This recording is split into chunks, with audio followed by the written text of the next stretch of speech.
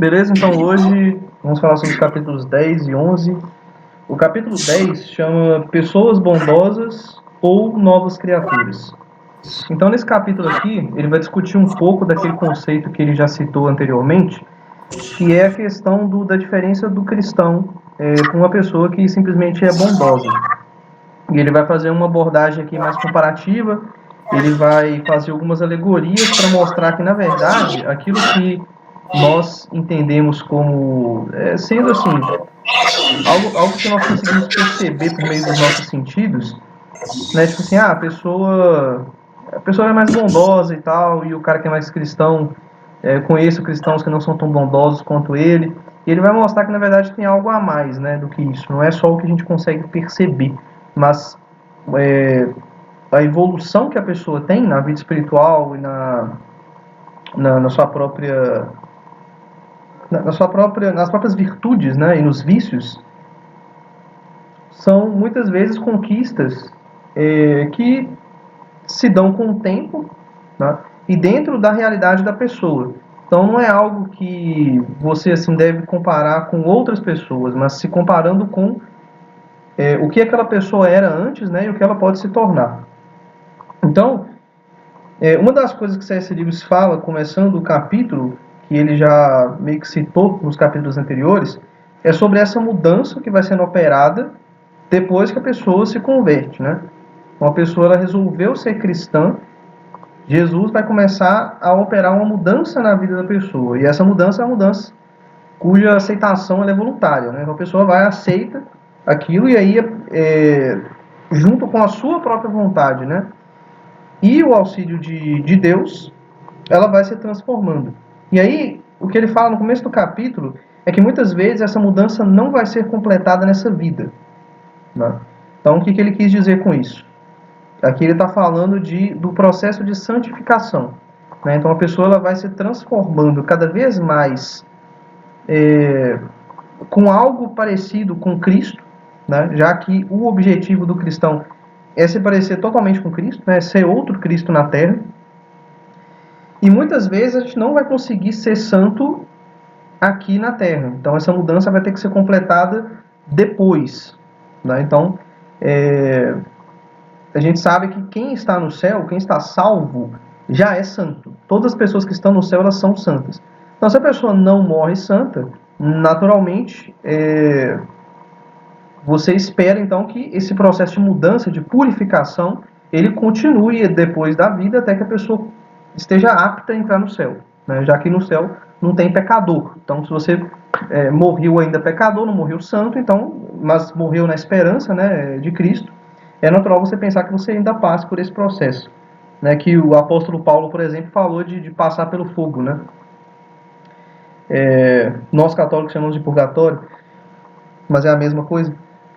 E aí, ele vai dizer então que a conversão e a mudança de vida, ela sempre tem que ser vista pelos frutos, né? Então, se uma pessoa ela não está dando frutos, né, a gente tem que sempre comparar ela com ela mesma. Quer dizer, pô, o cara era mal e agora ele é um pouco menos mal, mas ele ainda é mal, a mudança dele não está completa. Sim, mas a mudança de ninguém está completa. E o que acontece? Tem pessoas que têm mais talentos do que outras. Tem pessoas que já têm um temperamento um pouco melhor, que têm menos inclinações ao mal, ao pecado, e tem outras pessoas que tiveram muito azar, tem menos essa inclinação, tem mais inclinação ao mal, tem um temperamento que é mais difícil de controlar, a pessoa às vezes levou uma vida difícil, né? E as pessoas são diferentes, só que Deus ele sabe da circunstância de todas as pessoas, né? Então aquela pessoa que está em piores circunstâncias, ela vai ter que operar uma mudança mais profunda na própria vida, só que ao mesmo tempo ela vai ter muito mais mérito por isso. E ao passo que a pessoa que já tem muitos talentos, ela vai ser também cobrada, né, de uma forma maior, vai ser mais cobrada porque ela tem mais talentos, né? A quem muito foi dado, muito será cobrado. Então é por isso que Jesus ele diz que os últimos serão os primeiros, né? Então esses últimos são as pessoas que são pobres desses talentos, né? Os talentos naturais que a pessoa já tem. Então, por isso que Jesus ele vai dizer sobre julgar os resultados, né? Então, por exemplo, a figueira que não dá frutos. Né? Pô, a figueira não dá frutos. A figueira é como se fosse a sinagoga, né, dos judeus na época. Porque tinha toda a pompa, tinha as folhas, então tinha ali todos aqueles costumes, né, e tinha, tinha os templos, e tinha o sacerdote que vestia uma roupa específica, então tinha toda essa pompa, mas não tinha fruto, né? Não tinha virtude ali, não tinha Sabe, graça. Fala. repete por favor esse último raciocínio seu, que eu não peguei muito bem, não entendi muito bem o que você quis dizer. Antes de você dizer que Jesus julga pelos resultados, aí, pelos frutos. Qual parte exatamente? Da figueira, você está falando? Isso. Ah, sim, porque isso é uma analogia que ele vai fazer com aquela situação que aconteceu no Evangelho, que Jesus ele viu uma figueira, e ele foi até a figueira, não encontrou nenhum figo, e amaldiçoou a figueira. E aí depois eles voltavam e ela estava seca. Né? Qual que é o sentido disso?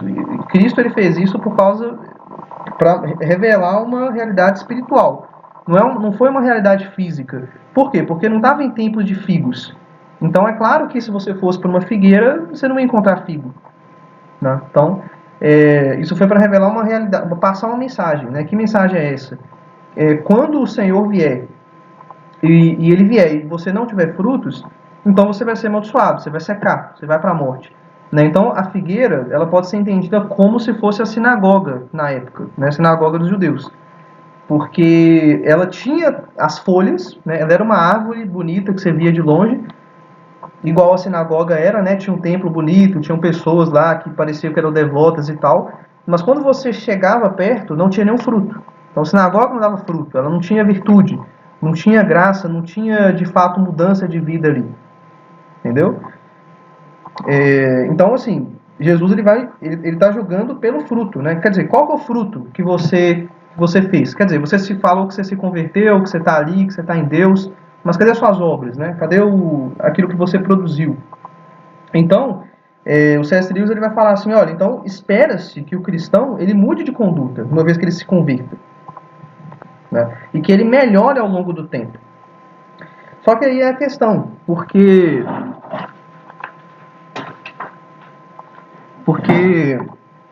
a pessoa pode falar assim, ah não, mas eu conheço um cara que é cristão e ele continua mal. Ou então eu conheço um cara que é cristão e ele faz sacanagem, ele engana os outros, etc e tal. E aí a questão, porque entra naquela alegoria dos talentos, certo? Porque você tem que comparar a pessoa com ela mesma. Como assim comparar a pessoa como se ela, tipo assim, se ela continuasse má, né? Você pega tipo assim a melhor pessoa que não é cristã e a pior pessoa que é cristã. É um raciocínio meio furado, porque pensa por exemplo a alegoria que ele usa no livro é de uma pasta de dente. Por exemplo, vamos supor que você tem um comercial da pasta de dente Sorriso, né? Aí você tem a pasta de dente lá e fala, ó, se você usar essa pasta de dente aqui, os seus dentes vão ficar mais saudáveis, a sua chance de ter cáries vai ser menor e os seus dentes vão ficar mais brancos. Beleza. Aí então eu começo a usar a pasta de dente e aí todo mundo começa a usar. Só que o que acontece? Tem um cara que não usa pasta de dente e que os dentes dele são saudáveis, são brancos e tal. E tem um cara que usa pasta de dente, mas que o dente dele não fica mais branco, continua amarelo, vez ou outra ele tem uma cárie. Quer dizer, isso não é uma prova de que a pasta de dente não funciona. Muito provavelmente, se o cara que está com o dente amarelo e com cárie, sei lá, se ele não usasse a pasta de dente, escovasse o dente, a saúde bucal dele seria pior ainda. Né? Da mesma forma que o cara ele pode ter uma genética boa e não precisar de nada disso. O dente dele já ser naturalmente mais branco, ele tem um pouco esmalte no dente, etc. e tal. Então essa é a questão, porque a pessoa ela tem Cristo e ela está tentando melhorar, não significa que o estado que ela está agora necessariamente vai ser melhor em virtude do que uma outra pessoa que, por exemplo, não está em Cristo.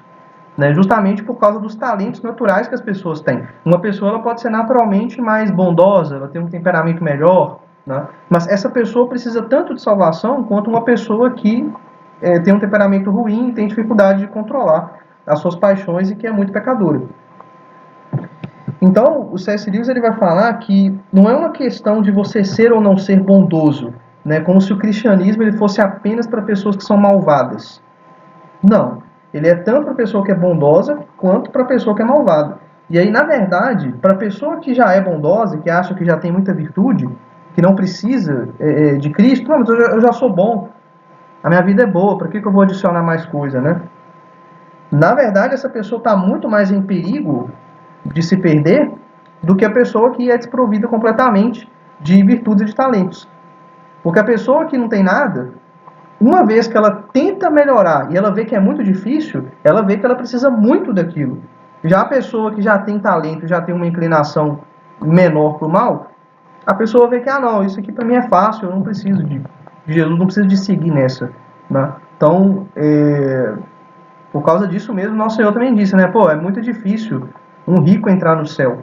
Mas não um rico somente de riquezas materiais, o rico também de bens que não são materiais, né? Mas são talentos naturais. Porque tanto o cara que é rico materialmente, quanto o cara que tem talentos naturais, ele acaba achando que ele é suficiente por si mesmo. Ele não precisa de mais nada, além disso. Né? Quando eu estava no convívio, lá em São Paulo, no Retiro, né?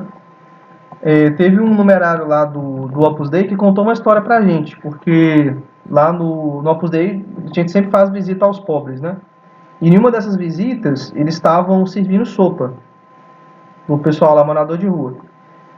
E teve um morador que ele saiu, ele entrou na fila, e quando ele chegou para comer a sopa, ele pegou, tirou um lenço de dentro do bolso, e aí dentro desse lenço tinha uma colher. A colher toda brilhante, assim, de estanho, uma colher dourada, um negócio bonitão. E ele pegou aquela colher, comeu a sopa com ela, depois limpou a colher, olhou assim para ela, guardou e foi embora. Né? E aí eles olharam e depois falaram assim, pô, esse cara aqui, ele é um morador de rua, mas ele é um cara rico, porque ele toma aquilo ali como se fosse um tesouro dele, né? Ele dá valor completo para aquilo e todo o resto não importa, né? Então aquilo ali é a riqueza dele, né? Então o cara ele pode ser rico sem tipo materialmente ter muita riqueza, né? Por assim dizer. E outra coisa é que o fato da pessoa ter talentos naturais e ter boas inclinações, na verdade não é um mérito dela, né? Na verdade, isso é um presente que Deus deu para ela, é um dom que Deus deu para ela. E a pessoa ela pode escolher aproveitar esses dons, né, frutificando eles em Cristo, ou ela pode simplesmente desperdiçar, porque o próprio nome já diz, são talentos naturais, né? Tudo aquilo que é natural vai decair, né? Aquilo que é natural é do mundo material, é do mundo temporal, né? Se é temporal, vai chegar um fim, assim como o tempo tem um fim. Então, a pessoa pode aproveitar a própria natureza e deixar que Deus haja, né? Ou ela pode desperdiçar todos os dons que ela tem. E a questão fundamental aqui, que C.S. Lewis ele foca nesse capítulo, é que nós somos livres para escolher. Você pode escolher deixar que Deus te ajude, porque sozinho você não vai conseguir, e contra a sua vontade Deus também não vai fazer. Ou você pode simplesmente rejeitar a graça de Deus. E você pode jogar tudo isso que você tem na lata do lixo. Sendo você bem dotado de talento ou não. Mas geralmente é mais fácil para quem não tem talentos. Que a pessoa percebe a sua própria miséria. Então, o que acontece? A pessoa ela pode sair desses dons naturais que ela já tem e se tornar algo muito maior do que isso, muito superior, que é se tornar um ser espiritual eterno, ou ela pode simplesmente ir para a morte. E ela vai perder tudo que ela tem e que ela atribui a si mesma. Mas que na verdade ela não provém de si mesma, né? E a pessoa sabe no fundo do seu coração que não, que ela tem uma necessidade pelo transcendente. E aí de repente ela vai se deparar com aquele ser transcendente que ela sempre sentiu, mas ela não vai ter nada. E ela vai cair num esquecimento, numa morte.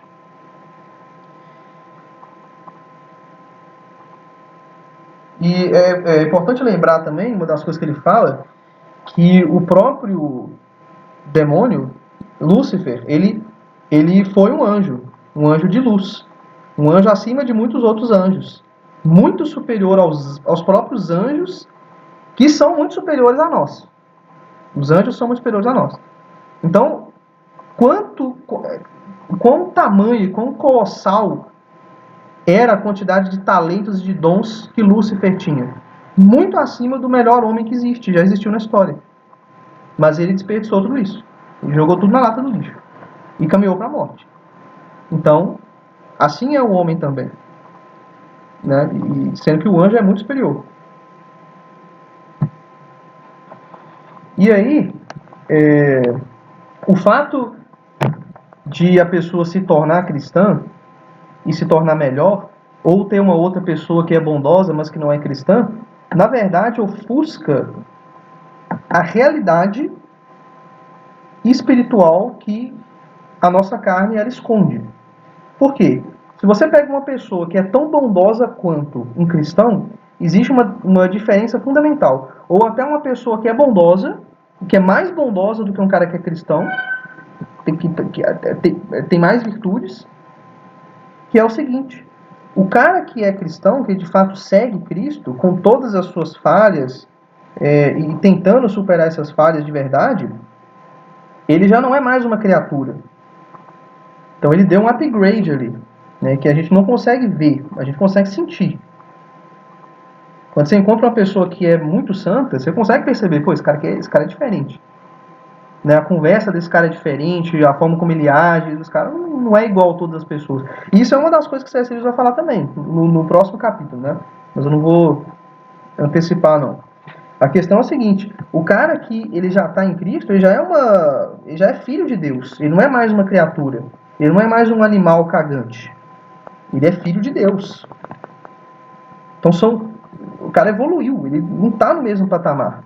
Né? Apesar de que, com os nossos sentidos, né, olhando de forma totalmente material, a gente pode justificar isso de forma material, de forma temporal. Mas a gente percebe que existe uma realidade espiritual ali. E de fato existe. E é muito diferente. A diferença é abissal.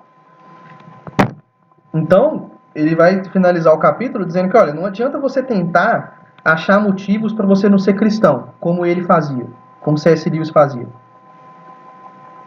Porque você pode encontrar uma pessoa, olha, esse cara aqui que eu conheço, ele é cristão e ele não tem as virtudes, ele não pratica aquilo que ele defende, etc e tal. Mas você sabe no fundo do seu coração que você está se enganando. Porque isso é uma exceção e isso não muda em nada o que é a verdadeira doutrina e o ensinamento. Isso não prova que está errado.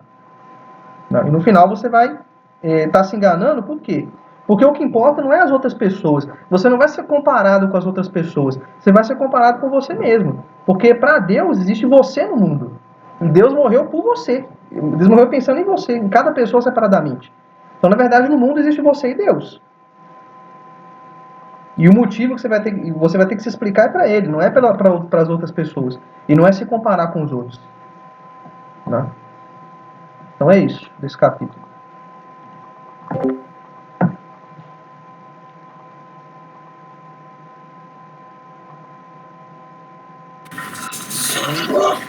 Só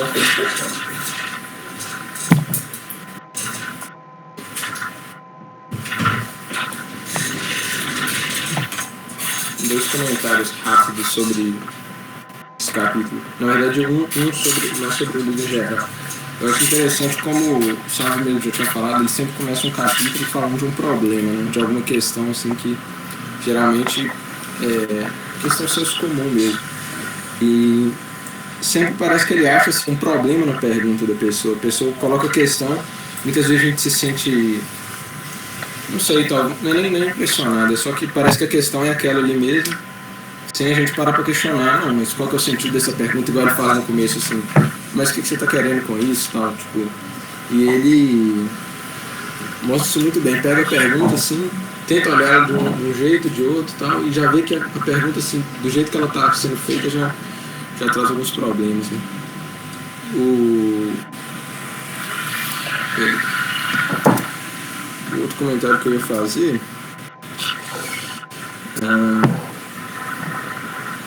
Eu esqueci, mas eu vou lembrar aqui. Se alguém quiser falar outra coisa, depois quando eu lembrar aqui eu falo.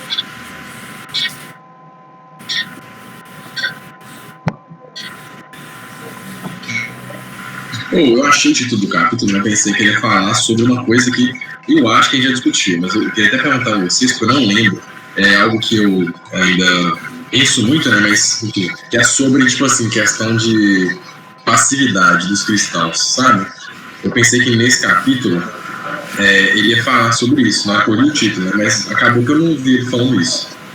Mas em algum momento do livro ele falou isso, é impressão minha, tipo assim, sobre essa questão de passividade, de não ser esse mesmo, essas coisas assim, enfim. Nesses últimos capítulos do livro 3, acho que dos 5 para lá, eu fiquei com a impressão que ele estava assim, retornando sempre a outros temas. Então, acho que dos 5 para cá, por todo capítulo ele vai tocando mais ou menos nessa questão, sabe? Temos até que, tipo, na hora que eu vou pensar, tipo, no capítulo tal ele falou isso, tipo, eu já começo a confundir, eu não sei mais que capítulo que eu falei aqui, porque começou a confundir e tal. Eu nem sei se foi um problema de leitura nosso, porque nos outros capítulos eu estava achando bem interessante que cada capítulo ele estava falando de uma coisa e ele estava seguindo tipo, assim, o programa direitinho. Aí nesse final do livro 3, eu já até achei assim. Não sei se foi, talvez a gente leu com pressa, talvez, mas eu achei que os capítulos estavam meio. Não estavam tão harmoniosos como os outros, né? Tipo assim, apesar de que eu acho que a temática constante dele, no livro 3, é a questão da personalidade, assim. Todo capítulo ele fala a questão da personalidade. Sim. E essa questão que você estava falando aí de... Como é que é? De ser duro, né? De ser mais grande e tal. Eu acho que é uma coisa que ele sempre está falando nesses últimos capítulos aqui. Sim. Você falou que ele falou nesses últimos capítulos? Nesses últimos capítulos, acho que todo capítulo ele fala pelo menos um pouco de pessoa, de personalidade, e dessa questão de ser duro, de ser difícil, de ser fácil, de como avaliar, como julgar, tá? Sempre assim. Sim, mas ele, algum momento do capítulo do livro 2, né, para trás, o 2 ele chegou a falar disso, é impressão minha, não? Eu lembro que a gente já discutiu sobre isso, mas eu fiquei uma dúvida. Chegou a falar? Ah, tá. Então eu tô viajando.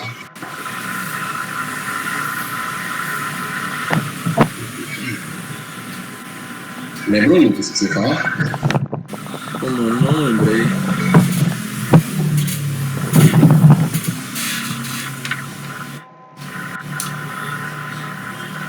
Mas enfim, era um comentário geral, não era nada muito importante, né?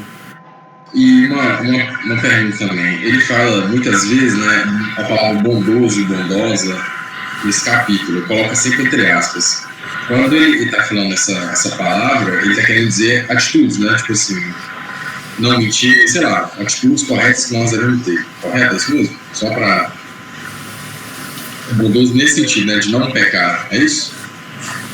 Não. Eu acho que é. Não, acho que não. Eu acho que ele tá falando bondoso no sentido de que as pessoas conseguem enxergar que o cara, ele é bom. Tipo assim, vamos supor um cara que você vê que o cara, pô, ele pratica filantropia, ele é respeitável com as outras pessoas, entendeu? Eu acho que é bondoso nesse sentido, não no sentido de não pecar. É no sentido da observação dos outros, então. Eu boto fé que no meu aqui não tá entre aspas, o meu tá normal. Ah, tá entre aspas. Isso é uma coisa da tradução, não. Ah, tá. Quase duas palavras estão em aspas. Bondoso, todas praticamente que ele usou tá entre aspas. Bondoso? Boa. Você pra isso mesmo, pra não confundir. A palavra boa também. Boa? Boa também. De pessoa boa. São essas duas palavras que ele mais usou, entre aspas. Uhum. Gente. Mas se tivesse aspas aí, então seria. Você ia entender isso, Lucas. Mas eu acho que é isso mesmo. Eu acho que é um sentido meio. social. Mas enfim, assim como nos outros capítulos, eu achei bem tranquilo também. Esse final ficou bem exortativo, assim, bem assim, um sermão. Sim. Eu tenho a impressão que ele começou o livro, tipo assim, mais tranquilo, aí no meio começou a embolar muito, tipo assim. Mas porque também era muita questão de discutir, né? Sei lá, são questões que ele entrou bem discutíveis, talvez, assim, né? Então talvez seja embole mais mesmo. Mas no final deu uma diminuída de novo no ritmo. Eu lembrei que eu ia falar, era a questão da política, tipo, sempre nos capítulos dele, ele sempre, não sei se é proposital, se alguma coisa estava acontecendo na época, mas ele sempre fala alguma coisa assim da política ou da expectativa que as pessoas têm em outros meios de resolver certos problemas. E acho legal que ele sempre deixa muito claro que assim, esse não é o caminho, sabe? Eu acho que é um livro bem teológico mesmo, e eu gosto muito de como ele mexe com a imaginação realmente, né? Eu não entendi, Lucas. Você falou que... repete pra mim, não entendi. A parte da imaginação? É. Como ele mexe com a nossa imaginação, como ele vai trabalhando assim com certas figuras de linguagem que a primeira que são meio poéticas, são muito bonitas de se imaginar, são coisas muito prazerosas. E por outro lado também como que abre a nossa mente, né, assim, para olhar as coisas assim, cotidianas de uma maneira diferente, igual ele fala assim na página. Na minha tá na antepenúltima, não sei na de vocês aí. O parágrafo começa assim: mas se você é uma criatura pobre, envenenada, por uma criação. Antepenúltima página? No meu tá na antepenúltima. Não. Então, enfim, ele vai falar como se fosse se dirigindo a essa pessoa que teve essa criação ruim e tal. Ele vai falando assim: continue, não desanime, Deus sabe que tipo de máquina, falando do nosso corpo, né? Que tipo de máquina você está tentando dirigir. Continue, faça o que você pode. Um dia, quem sabe, em outro mundo, mas quem sabe muito mais cedo que isso, ele vai tirar aquilo de ruim que você tem e vai te dar uma nova.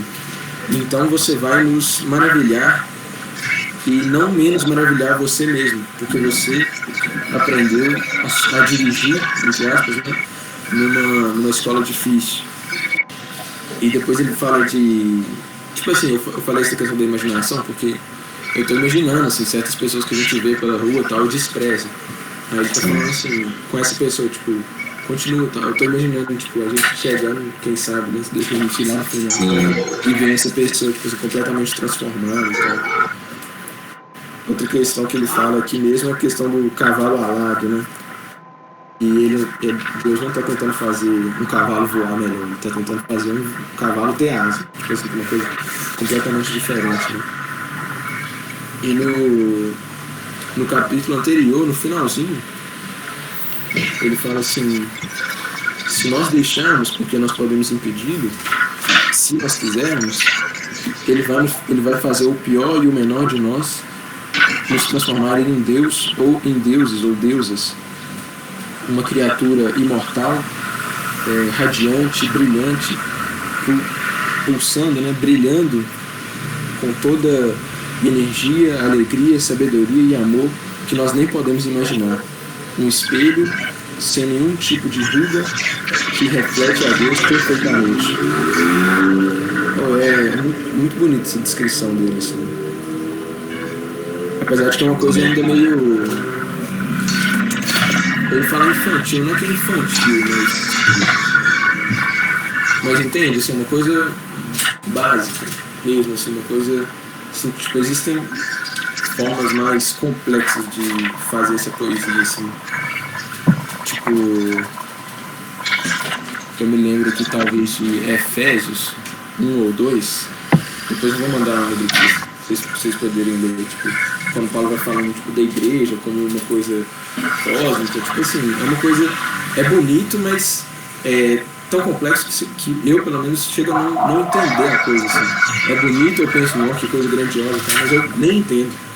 Eu já ele que tá falando de uma coisa bonita que a gente consegue imaginar, mas ainda assim é uma coisa mais simples, né? Mas eu acho muito interessante o tanto de imagem que ele põe, o tanto de metáfora, o tanto de figura e tal. Sim. Acho que ajuda bastante. Sim, o jeito dele escrever, cara, eu achei muito único, tipo assim, sei lá, achei muito diferente em relação aos muitos livros que eu já li, principalmente livros cristãos mesmo. Tem. Acho que não é à toa que o livro dele é muito famoso. É.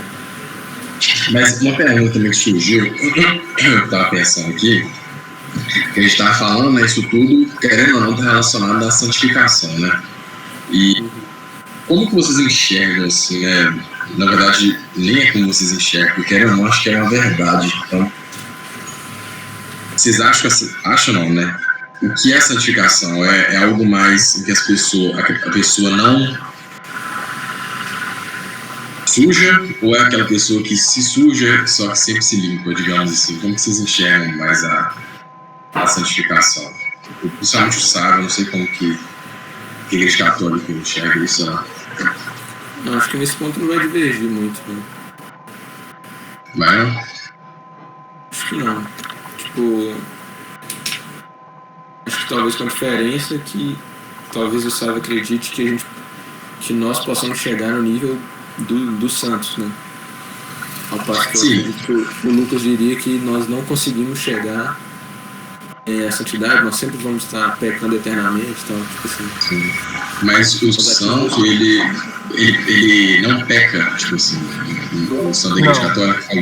Eu acho que ele consegue chegar num ponto que ele consegue evitar, né? Vale, cara,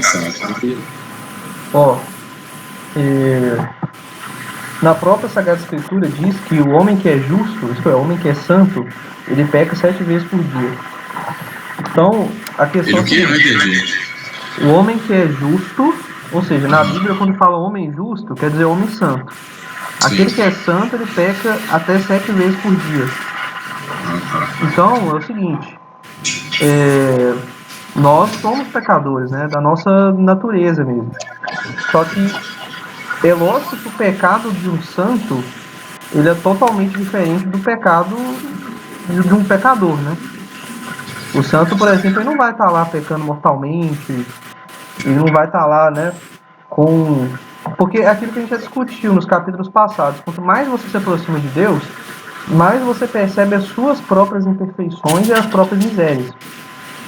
Então, você vai se limpando, você vai, aos poucos, se transformando cada vez mais em Cristo. Mas deixar de pecar completamente, aí é só depois que você se unir a Deus, cara. Sim, não tem jeito. Mas seriam pecados mais triviais que você fala. Vão ser pecados mais veniais, né? Pecados mais leves. Então, a conversão, ela é um instante, né? Você pode se converter rapidão. Mas a santificação, ela é obra de uma vida inteira. Então você tem que passar o tempo todo retirando os seus pecados, né? E combatendo o pecado, por menor que ele seja, por mais leve que ele seja, para você conseguir ser santo, né? Para você conseguir se santificar. E você vai passar até o último segundo da sua vida se santificando, cara, tentando se santificar. Entendi. Então ser santo seria basicamente se limpar a vida inteira, né? Sim. E não pecar, correto? Exato. Tipo assim, não pecar é sua obrigação. Não, sim. A santificação é você evoluir na vida espiritual. Você cada vez mais lutar contra as suas imperfeições e tentar ser perfeito, né? Como o nosso Senhor ordenou, né? Sede perfeito como o Pai que está no céu é perfeito. Então, se Ele ordenou, é porque é possível. Entendi. E eu queria só falar um versículo aqui que eu achei que, tipo, eu li ele ontem, ele traduz um pouco o que a gente do capítulo. Isaías 55, 8 e 9. Fala assim, né? Não, calma aí. Vou ler essa tradução. O Senhor diz: os meus pensamentos não são como os seus pensamentos, e eu não ajo como vocês. Assim como o céu está muito acima da terra, assim os meus pensamentos e as minhas ações estão muito acima dos seus. Achei, sei lá, quando a gente estava lendo aqui, eu lembrei dele. Qual que é o... Gustavo, se puder mandar esse que você citou aí também no grupo. Eu mandei lá já que eu falei agora. Qual que é o que você citou aí, ô Gabriel? Isaías 55, 8 e 9. Tá.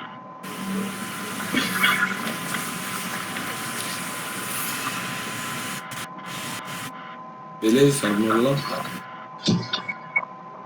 Não, tô olhando aqui o que o Carabina citou aí.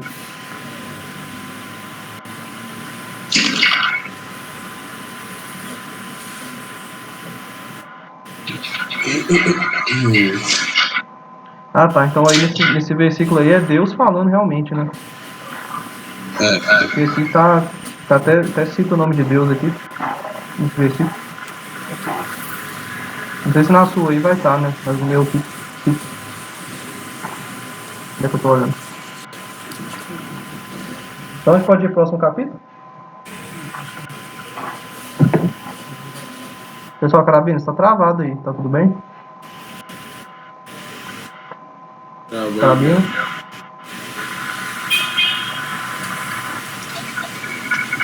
Oi? O que você falou, Saulo? Você tá travado aí, você voltou? Não entendi, repete aí. Você tava travado aí. Voltou, pode falar. Uai, parei. Você tá me ouvindo? Eu tô, você tá me ouvindo? Então tá bom, pode ir pro próximo capítulo? Pode. Então tá bom, o capítulo 11 é as novas criaturas, né? E aí ele vai fazer um paralelo aqui com a evolução. E aí ele vai começar falando que a evolução, do jeito que a gente conhece, pela teoria do Charles Darwin, não é um processo linear, como a gente pensa. Então, assim, a gente vai pensar, por exemplo, nos dinossauros, né? Que eram seres mais primitivos e eles foram evoluindo e se tornaram répteis gigantes, encouraçados, colossais, fortes, e que dominavam a Terra nessa época deles, né? Quer dizer, se alguém olhasse esses animais e pensasse na evolução, uma pessoa poderia dizer que, olha, então a tendência é que os seres eles fiquem cada vez maiores, com uma couraça mais forte, mais espessa, e eles fiquem cada vez mais fortes e mais poderosos. Mas, na verdade, o que aconteceu não foi isso, né? Os dinossauros eles foram totalmente extintos e o ser que dominou o mundo, na verdade, era um ser muito mais frágil, né, que nem sequer tinha uma proteção epidérmica tão forte assim, um macaco pelado, né, mas que tinha um cérebro, né, e que por meio desse cérebro, da inteligência, da racionalidade, conseguiu dominar tudo, conseguiu dominar o mundo inteiro, até locais que são inóspitos para a sua sobrevivência.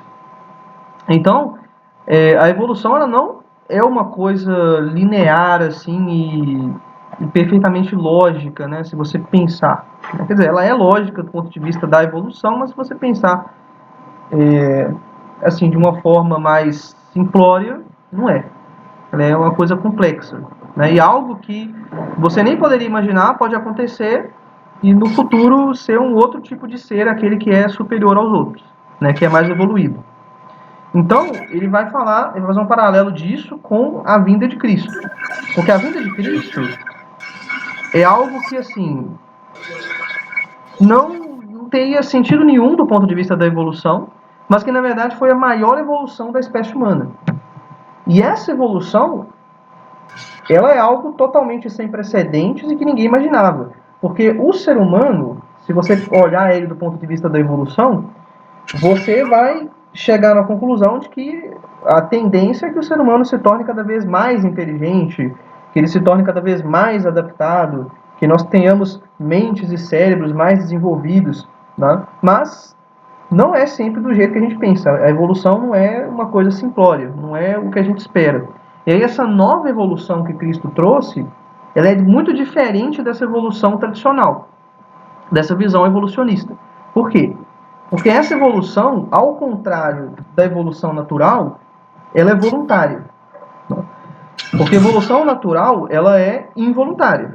O ser que vai sobreviver, que vai prevalecer, é aquele que melhor se adaptar. Então ele não pode escolher não se adaptar, porque se ele escolher isso, ele vai morrer. Você não tem escolha. Agora, com Cristo, essa evolução que trouxe para o gênero humano, que ele deu uma introdução no último capítulo, né, mudou totalmente o gênero humano. Né, então a gente evoluiu, a gente deu um upgrade. Se você conseguir se juntar, né, entrar nessa evolução aqui, você já vai ser outra coisa. Não vai ser um homem comum, natural. E ela é voluntária, não depende da reprodução, não depende do sexo, como é a evolução natural. Ela não é transmitida por hereditariedade, por genética, por genes, mas ela é transmitida de outra forma, totalmente diferente, que não depende de gametas, não depende do pai, mãe, etc. E, ao contrário dessa evolução natural, se comparada com ela, ela é super rápida e contagiante. Né? Porque se você parar aí para ver, para desenvolver o ser humano, levou, né, pela teoria da evolução, quantos milhões de anos, né? Quantos bilhões de anos, desde, em tese, o primeiro ser vivo, né, até um ser complexo igual ao ser humano, foram bilhões de anos. Né? Agora, nessa evolução nova, que tem 2.000 anos de idade, ela se espalhou de uma forma muito rápida.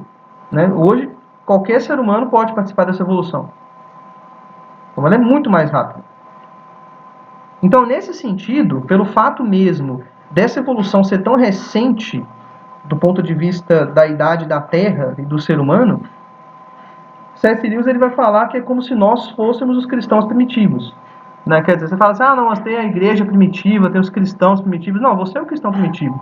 Porque esse negócio aconteceu praticamente ontem. 2.000 anos do ponto de vista evolutivo é nada. Né? Então, olha só como é que é diferente. E, ao mesmo tempo, isso vai criar um novo ser. Né? Não é a mesma espécie. Né? É um novo homem. Então, você se torna filho de Deus. Você deixa de ser uma criatura e você evolui para um ser espiritual. Você agora é filho de Deus, não é a mesma coisa. Então, esse novo homem vai adicionar um novo elemento. Aliás, esse evento que aconteceu, a encarnação e a morte de Jesus Cristo, vai adicionar um novo elemento, que é a santificação. Então, você não vai evoluir mais de forma natural. Né? Força, adaptação, sobrevivência, proteção, não. Você vai evoluir espiritualmente. Então, aí é a santificação. Não é mais evolução natural, é a santificação. E aí, então, as pessoas podem ser tentadas a pensar, mas... Então, uma vez que eu entre nessa evolução, eu não vou perder, então, toda a minha individualidade? E aí ele vai fazer uma alegoria com o sal. Sal, esse pó branco que coloca na comida. Você dá o sal para uma pessoa que nunca provou sal, ela vai colocar ele na boca e falar, nossa, mas que gosto forte. Mas... Aí você fala para a pessoa, olha, se você colocar esse sal na comida, ela fica muito melhor e mais gostosa. E todas as comidas ficam melhores. A comida evolui. Aí o cara que provou sal pela primeira vez vai falar, mas o gosto desse negócio é muito forte. Se você colocar o sal em todas as comidas, todas elas vão ficar com o mesmo gosto, todas elas vão ficar iguais. E a gente sabe que na verdade não é isso. O sal ele realça o sabor da comida. E ele torna a comida muito mais especial e particular. Então, assim é a vida em Cristo. Cristo ele não destrói a individualidade. Ele não torna todas as pessoas iguais.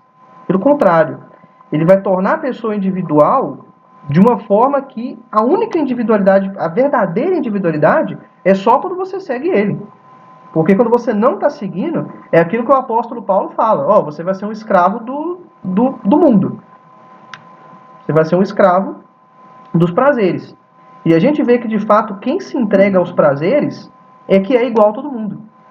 Porque quando você pega um cara que é muito sensual, que é muito entregue ao mundo e aos prazeres, é um cara muito previsível, se você parar para pensar. Agora, o cara que não é assim, aí ele é diferente. Pô, esse cara, ele pensa, ele fala de umas coisas, né, que não são normais, né? Os interesses desse cara não é o mesmo que todo mundo, não é o mesmo dos meus amigos lá da faculdade. Então é diferente. A gente vê essa diferença. Então a gente vê que somente Cristo ele consegue dar para as pessoas a verdadeira individualidade. Você vai se tornar, de fato, diferente e você vai se aprofundar nessa individualidade quando você encontra Cristo.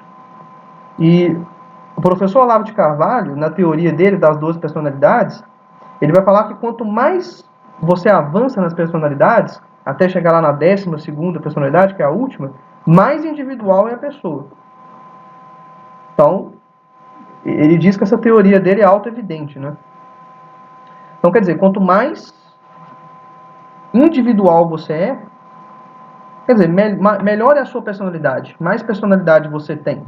Né? Quanto mais embaixo você está, quanto mais entregue aos prazeres e sem nenhum elemento transcendental, nenhum princípio que você segue, mais igual a todo mundo você é. Né? Menos individual você é. Então ele vai dar um exemplo. Pode falar. O que foi?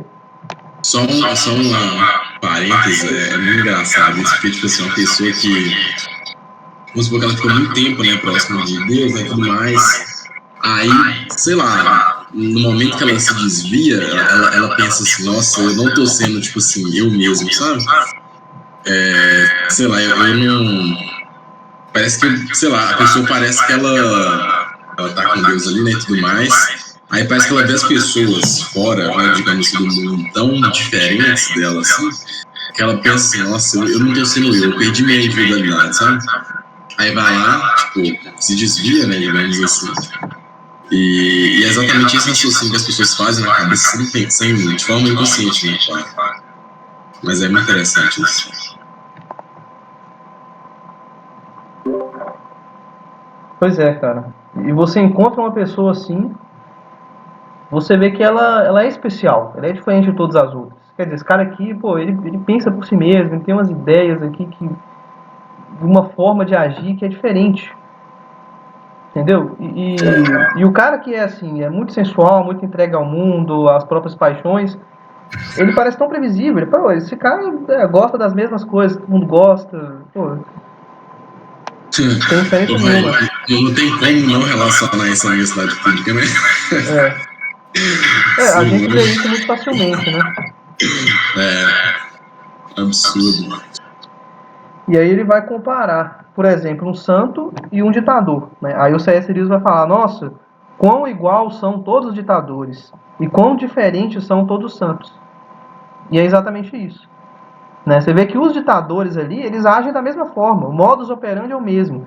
Né? Se estudarem aí economia, política, anarcapitalismo, vocês vão ver que é a mesma coisa. Né? A forma de agir e os incentivos que existem ali são os mesmos, eles agem segundo a mesma com a mesma intenção, né, da mesma forma. Pode mudar os meios, né, mas a forma de agir é a mesma. E aí os santos, quando você estuda eles, você vê, nossa, como é diferente um do outro. Né? Não é aquela mesma coisa. Você acha que, não, eu vou ler uma biografia de um santo aqui agora e ele vai ser igual. Não, é uma coisa diferente, é uma história completamente diferente de cada um. Né? E daria vários livros, daria filmes. Né? E você lê um pouquinho da história do cara e você vê, nossa, que impressionante. E ao mesmo tempo, a maioria esmagadora dos santos não são conhecidos. Né? Alguns santos são conhecidos, né? Se destacaram mais, teve testemunhas e tal. A maioria não é conhecida. Né? Existe uma multidão de santos que estão ali no anonimato. Né? Não precisa ser conhecido, né, para ser santo. Não precisa ser famoso. Então, o C.S. Lewis ele vai dizer, olha, então você só encontra a sua individualidade se você buscar Cristo. Senão, você só se depara com defeitos. E aí, esses defeitos, Eles vão ser as paixões, as inclinações e para aquilo que isso vai te conduzir. Não. Aí eu gostaria de ler a última página aqui, que eu acho até difícil de resumir, mas que é muito inspiradora, muito interessante. Que ele fala assim, peraí.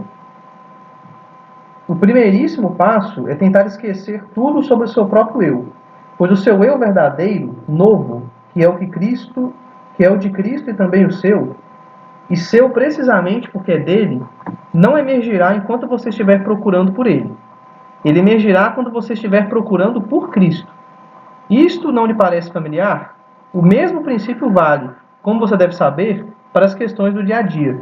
Mesmo na vida social, você nunca passará uma boa impressão às outras pessoas enquanto estiver preocupado com o tipo de impressão que passará a elas.